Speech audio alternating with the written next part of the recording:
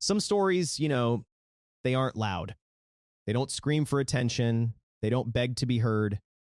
They live quietly, often just between two people who honestly care deeply for each other, but just never quite learned how to articulate it, how to say it out loud.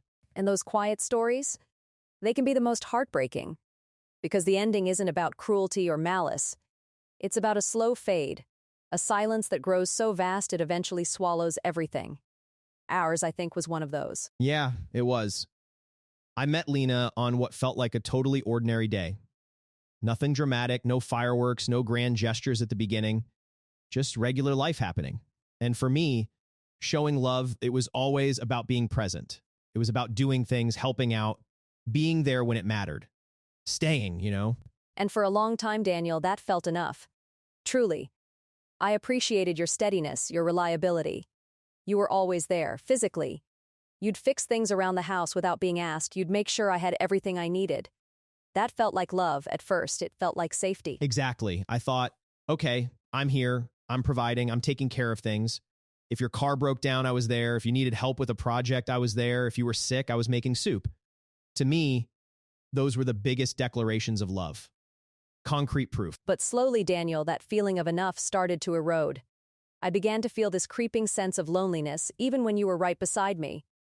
We could be sitting on the couch watching a movie, your arm around me, and I'd still feel this hollow space inside. It was bizarre. And I didn't see it. I really didn't. I thought we were good. We were comfortable. We were together. What else could there be? I waited for words, just simple words. I love you. I miss you. I'm proud of you. Or even just, you look nice today. Anything. But silence answered me instead. And it became this heavy, suffocating thing. I honestly believed love was action, not words. My dad, he was a man of very few words, but he worked tirelessly for our family, always made sure we had food on the table, a roof over our heads. That was his love. So I emulated that. I thought, if I just do enough, she'll know. I didn't know silence could hurt someone so profoundly. It was like living in a beautiful house, but never hearing a song played within its walls. Everything looked perfect on the outside, but it felt empty, hollow. I'd come home excited about something, wanting to share, and you'd nod, you'd listen, but there was never that emotional echo, that verbal confirmation that you were as excited for me as I was for myself, or that you truly cared. I really thought my presence, my active listening, my shared moments were enough. I'd see her light up and I'd feel that joy, and I assumed she just knew I was happy for her, that I loved seeing her happy. I felt it, but I just didn't say it. It never occurred to me that not saying it was a problem. And that's where the disconnect truly began. My love language, I realized later, was so heavily skewed towards words of affirmation. I needed to hear it, to be told I was valued, loved, seen. Your actions were wonderful, Daniel, they really were. But without the words, they started to feel like obligations, like you were just being a good partner, not necessarily a loving one in the way I needed to feel it. I can see that now, looking back. It's like we were speaking two completely different dialects of the same language, love, but neither of us understood the other's vocabulary. I was shouting my love through actions, and you were waiting for me to whisper it with words. It was exhausting, honestly. The constant internal debate. Does he actually love me? Is this just convenience? Am I overthinking it? Should I just be grateful for his actions? The doubt was like a slow poison seeping into every interaction. I started questioning everything. And I was completely oblivious. I remember thinking, we're so solid, we never fight. Which, ironically, was part of the problem. We didn't fight because we didn't talk about the things that really mattered, the things that were bothering you. One night, I reached my breaking point. It wasn't an argument, it was just quiet. We were in bed, the lights were out, and I just had to ask. I rolled over and, my voice barely a whisper, I asked you, Daniel, do you love me, or am I just convenient? God, that question. It hit me like a physical blow. I loved her, Lena, I truly did. My heart was pounding. I wanted to shout it, scream it from the rooftops. But the words, they just got stuck. My throat seized up. I didn't speak. And silence, again, became my answer. And in that moment, Daniel, that silence was the loudest sound I'd ever heard. It confirmed all my deepest fears. It wasn't that you didn't love me. I knew in my gut there was affection there. But it wasn't the kind of love that could sustain me. It wasn't the love that made me feel seen, cherished, or truly chosen. I remember lying there, the shame washing over me. I couldn't understand why I couldn't just say the words. It felt like a fundamental flaw in me, something I couldn't overcome even when the stakes were so incredibly high. I just froze.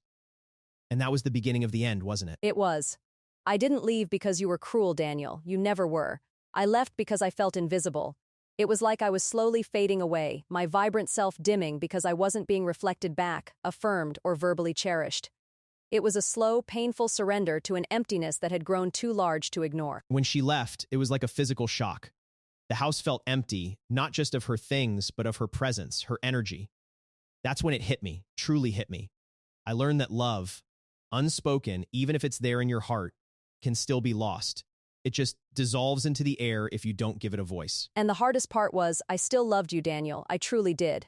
But I couldn't stay in a relationship where I felt like a silent observer of my own life, constantly craving a connection that never manifested in the way I needed it to.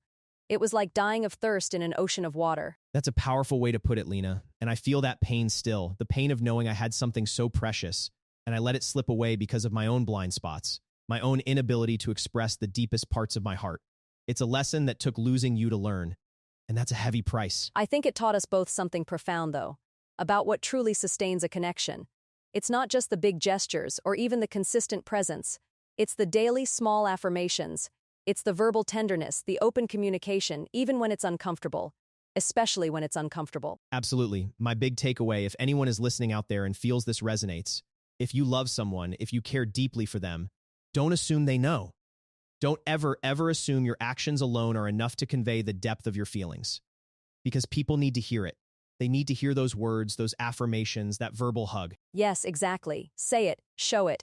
And if you're like me, if you need to hear it, don't be afraid to ask for it, to articulate your own needs.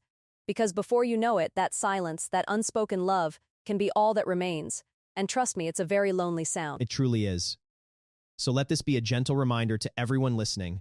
Open your heart, open your mouth, and tell the people you love exactly how you feel. Don't wait for a special occasion. Don't wait until it's too late. Make sure your love is heard, not just felt. Because love deserves to be both seen and heard. It deserves a voice. Thank you for sharing this with me, Daniel. It's a hard story, but an important one. Thank you, Lena. And to all of you, keep those lines of communication open. Your future self and your loved ones will thank you for it.